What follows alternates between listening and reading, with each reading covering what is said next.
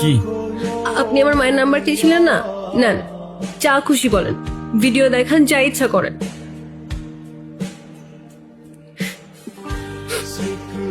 হ্যাঁ রে বল। Hello aunty, আসসালামু আলাইকুম। ওয়ালাইকুম সালাম।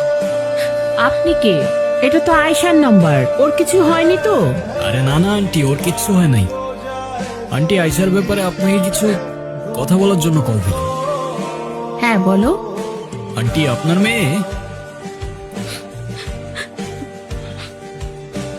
মেয়ে তো অসাধারণ একজন মানুষ। আমি ওর ক্যাম্পাসেরই ফ্রেন্ড। ক্যাম্পাসের সব টিচাররাই ওকে অনেক ভালোবাসে। ক্যাম্পাসে ওর মতো আরেকটা মেয়েও নেই। তাই ভাবলাম, যে মেয়ে এত ভালো, তার মা না যেন কত ভালো মনের মানুষ। তাই ওকে বললাম আপনার সাথে একটু কথা বলার সুযোগ করে দিতে। ও মা, তাই নাকি?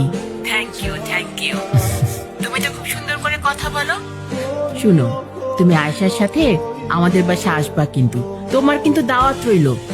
ঠিক আছে আন্টি, আসবো ইনশাআল্লাহ। ভালো থাকবেন আপনি। আল্লাহ হাফেজ। কথা বলো। হ্যাঁ মা। হ্যাঁ রে, ছেলেটা কে? দেখতে কি অনেক সুন্দর, হ্যান্ডসাম নাকি খুব? কি মা, তুমি আবার কি শুরু করলা? আরে বল না। দূর মা, আমি এত কিছু বলতে পারবো না। আমার বাসায় আসতে সন্ধ্যা হবে, বাই।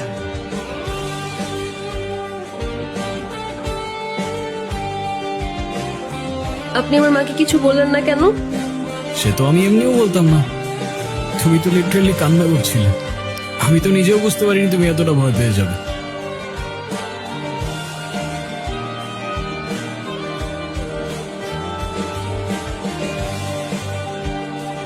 এদিকে তাকাও, এদিকে তাকাও। তুমি তো জানো তুমি ভুল না, রাইট? বলো, রাইট অর রং? রাইট। তো তুমি নিজে যখন জানো তুমি রাইট, তোমায় যে যতই ব্ল্যাকমেইল করুক না কেন, দুনিয়ার কাউকে তোমার ভয় করার প্রয়োজন নেই। কি বুঝছো? জি বুঝছি স্যার। কি বুঝছো?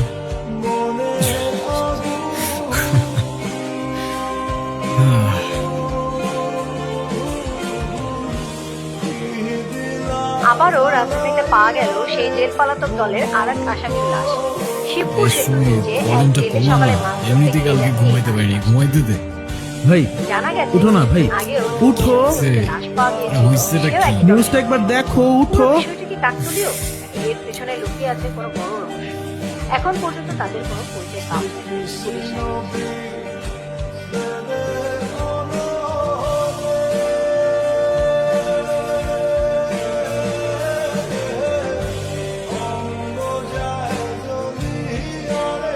ও, আপনারা চলে এসছেন? অনেক ঝামেলার মধ্যে আছি, আপনাদের জন্য অপেক্ষা ছিলাম। স্যার কি খুব চাপে আছেন নাকি? না না না, কোনো চাপে নেই। আপনারা এসছেন, চাপ কোথায়? কি হয়েছে স্যার? আমার বিয়ে খাবেন? না স্যার, কিন্তু কিন্তু বিরিয়ানি থাকলে। ওই মিয়া, কয়দিন আগে যে নিউজ করে নিয়ে গেলেন, কই কোথাও তো দেখলাম না। আমরা শুধু বিরিয়ানিতে মশলা খাই স্যার, ভিউজের জন্য সেটা নিউজে দিই না। তাই যারা সত্য দেখতে চায় না কিংবা জানতে চায় না, তাদের পর্যন্ত আমাদের নিউজটা ঠিক পৌঁছায় না স্যার। মানে কি?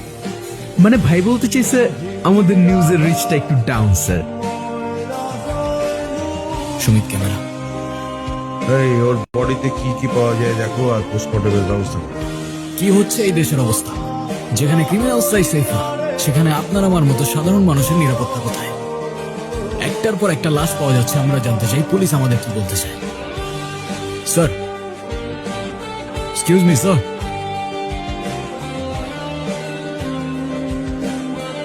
স্যার, একটার পর একটা মার্ডার হয়ে যাচ্ছে, আপনাদের ইনভেস্টিগেশনের ডিটেলস আমাদের জনতা জানতে চায়। আসলে কেসটা খুব কনফিডেন্সিয়াল, পাবলিকলি বলাটা খুব ডিফিকাল্ট। তারপরে আপনারা তো নাচুরবান্ধা, আপনাদের না বললেই তো নয়। আসলে যে মার্ডার হয়েছে সে জেল পলাতক আসামি। এই কেসের সাথে তার অনেক ধরনের যোগসূত্র থাকতে পারে। আর আগে যে মার্ডারটা হয়েছে সেই মার্ডারের সাথে এই মার্ডারের কোথাও না কোথাও মিল আছে। আমরা খুনির খুব কাছাকাছি চলে এসেছি, কিছু পাজেল মিলাতে পারলেই আমরা এই মার্ডারের মোটিভটা জেনে যাব। কিন্তু সেটা আর কতদিন পর? সিভিলিয়ানসদের সেফটি কে দেবে? নো মোর কোশ্চেন, আমাকে কাজ করতে দিন প্লিজ। ক্রিমিনাল জেল থেকে পালিয়ে গেলে তাদের কিছুই করার থাকে না। সেই ক্রিমিনাল খুন হলে তারা খুনিকে খুঁজতে পারে না। পুলিশ কতদিন এভাবে নিজেদের দায়কে এড়িয়ে চলবে? প্রশ্ন আমাদের জনতার। তবে খুনি আসলে কে? হতে পারে সে আপনার আশেপাশেই আছে, চায়ের দোকানে, শপিং মলে, রাস্তার পাশে কিংবা আপনার সামনে। তাই সাবধান থাকুন, সতর্ক থাকুন, দেখতে থাকুন জনতা নিউজ। ক্যামেরাম্যান সুমিতের সাথে ইব্রাহিম হোসেন, জনতা নিউজ, ঢাকা।